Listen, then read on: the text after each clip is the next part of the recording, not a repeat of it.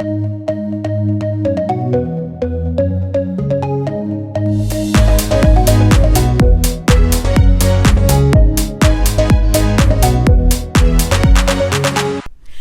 I'm Meenakshi Shedde. I'm here at the Toronto International Film Festival, TIFF, with the one and only Kiran Rao. Thank you for giving us your time. Thank you for having me, Meenakshi, at the festival and here. So she, of course, is director of Laapataa Ladies, which is this fantastic film which really set TIFF on fire. It got a standing ovation at its world premiere yesterday. And Kiran, of course, has a magnificent body of work. She directed ages back Bombay Diaries, Dhobi Ghat, which was in 2010, which was here at TIFF actually. And she has also a formidable body of work as a producer, some 17 films, which goes way back across from Tare Zameen Par to Peeply Live, which was at Berlin, to Dangal, which is not only a fantastic film but is a landmark in our cinematic history. It actually made more money in China than in India, so a sign of times to come. Secret Superstar, Lal Singh Chadda, and now Laapataa Ladies. Mm-hmm. That has been a magnificent journey. And what I really, really liked about Lost Ladies, as it's called here, so it's a kind of comedy satire about these two newlywed brides who get mixed up in a train, and then uses the comedic elements to make a lot of very gentle and charming and powerful social commentary about women finding their way in life. What was the origin of the story? Well, the story was actually something that Amir read when he was judge of a script writing competition that Cinestan had organized in 2018. And he had loved the story. I think it went on to win the second prize at the competition. And he came home and he was like, "Hey, this is a great story, you have to hear it." And he told me a one line. And I remember a light bulb going off, and I was like, "This is it, Amir. I love it. What was the line?" He just told me that one thing, that there are two brides, exactly how you described it, and just not even beyond the fact that they got swapped, and then they have to find their way home.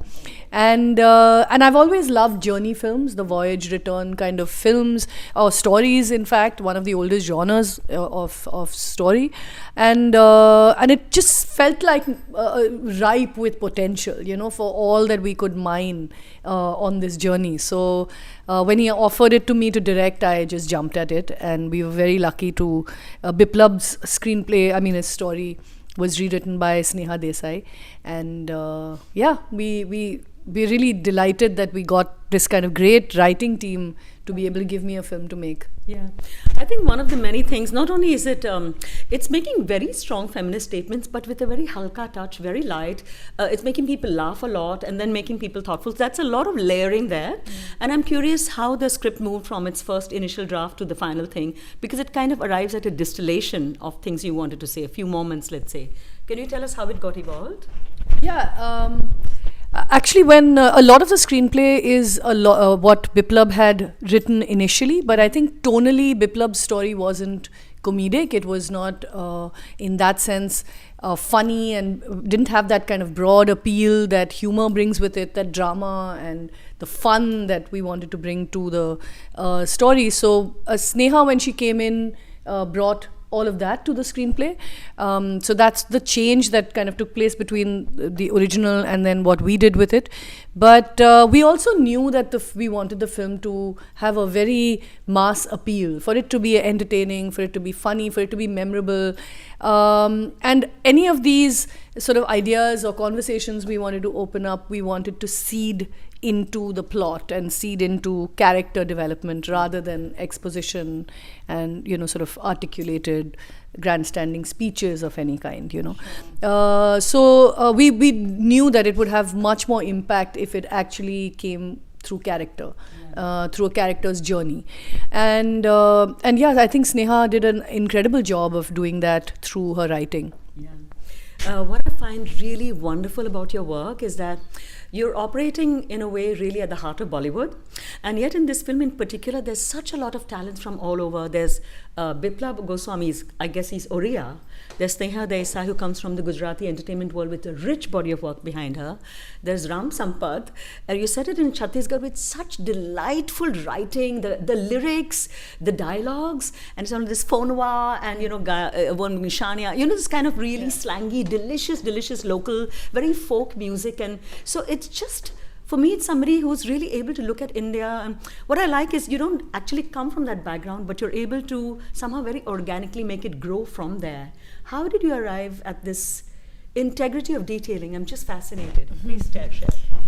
Well, we set it in a fictitious state, a fictional state called Nirmal Pradesh, because we wanted the freedom to be able to, develop things the way we wanted. And it's a universal story, really. It could be set anywhere. So we wanted that freedom. And I suppose, having lived in India my entire life, I feel and, lived north, south, east, west. I grew up in Calcutta. My parents are from the south. I've lived in Mumbai. I've lived in Delhi. And I may not have as much experience living in rural India, but there's an innate understanding, I suppose, of family, of culture, of how, in some way, India and women in India think and feel and work, and how society actually is in some ways. So it really, for me, it was the challenge was bringing the visual aspect to the story, because in the writing we had already written in everything that we wanted. So it was in casting and locations that I wanted to make it more cinematic, make it more memorable in terms of characters and even the little bit parts. And through casting, actually, we achieved that, because Romil really cast a very diverse kind of range of actors from theatre, and from mostly non-actors. non-actors. This is such a lot of risk taken, but they're so good. Absolutely, all first timers, lots of fresh faces, and the idea that they should be believable and defy your expectations, not come with any baggage as a star. So they kind of literally, kind of subvert your expectations in some way. So it helped that we had a very, very fresh cast, and it was very intentional to not have stars. And some actors, of course, like Ravi Kishan and Chaya Kadam, we just took because as veterans, we knew they would bring the power to that role that those roles needed. So, I guess I got lucky. I guess I used some of my experience, having lived in a really rich, diverse country for so long. I feel grateful that we could shoot in Maharashtra, MP. We could work across, like you said, with people from everywhere. Sneha's a Gujarati theatre writer. Ram, of course, is from Bombay, but has the experience to match anyone from anywhere in the world, really. So we really had a diverse and eclectic kind of team that worked on it. Romil, who did casting, is from MP. Some of the writers from UP. Yeah, it takes a village to make a film, and we literally took more than that. We took a whole country. Wonderful. Yeah. I'm wondering, because I have absolutely deep admiration for your work and Amir Khan's, especially in Pani Foundation, other than what you've done in the film industry. And it's very rare that I've seen, there might be actors who do that, but to see that consistently work on the ground with, sitting with villagers, telling them what seeds, what irrigation, that kind of level, working with the district commissioner, with the agricultural uni, it's such extraordinary commitment. And I'm wondering if your work with people on the ground gave you other insights which might have somehow directly or indirectly, subconsciously woven themselves. Absolutely. Thanks, Meenakshi. Actually, most people don't know what we do at Pani Foundation, but it's one of the big, I didn't want to put it first up, but it's actually, it's been such a, I feel like it's the most important work I've been part of in my life, and there's been such deep learning of people in our farmers, people in our villages, people who rise up against such odds to better their lives, to improve their villages, and you're right. There's so much that I've learned about rural India, where this film is set, that subliminally I used, without knowing it, because there's such grace, there's such tenacity, there's such generosity in our villages. And I was fortunate that I'd had that experience thanks to Pani Foundation. Lovely. I just found it absolutely delicious. Chaya, of course, is fantastic, Chaya Kadam, but Ravi Kishan is just some other level. And I so like that you honor somebody who's a Bhojpuri actor, otherwise they kind of, we slot people in box and, that guy or that cinema, but you didn't judge anything. You just took him for what he brought to the table, and he's just wonderful and highly shaded, like nasty guy, nice guy. We can't make up our minds, and it's delicious to have that gray area. What did it take for you to have to direct people of extremely diverse abilities and experience in the same scene and throughout in a short time frame, right? So did you have to treat them very differently, because people somehow have never acted before or only done folk theatre, and there is a senior actor who's a huge body of work, and was it tricky handling people of diverse backgrounds not on the sets, but in the open during COVID, right? Absolutely. So we had a lot of challenges. Like you said, we had COVID, and we had actors with very different, differing trainings and backgrounds. So they came at it with their, sort of their tone, their personal sort of way of approaching character. So it took a little bit of workshopping to get everybody to the same level. And of course, casting was key, and when we cast them, we knew what we wanted. But just so that we could even out the pitch of each of those characters. And like you said, lots of the actors are new and first timers. So and we were also operating, we were very, very small film, so we were running against time a lot.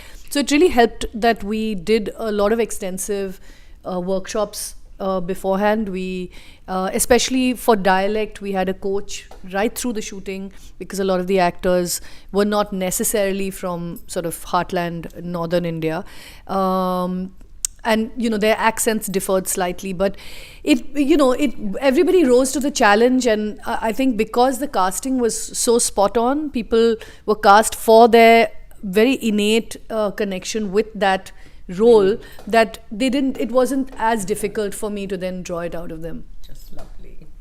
And I found it very daring, the commentary you're making.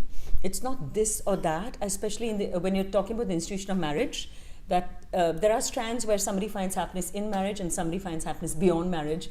I like that it's leaving it open-ended, like pointing at many possibilities without hitting somebody on the head.